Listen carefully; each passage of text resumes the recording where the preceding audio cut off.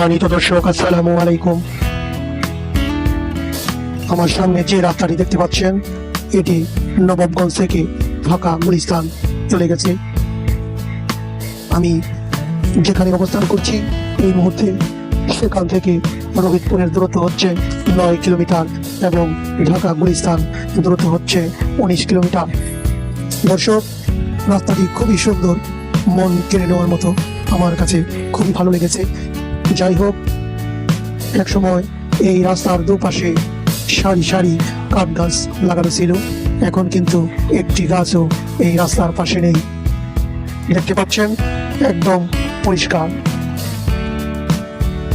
দর্শক, রাস্তাটি যেখান দিয়ে আসলে চলে গেছে ঢাকা, দুপাশে ফসলি জমি, মাঝখান দিয়ে চলে গেছে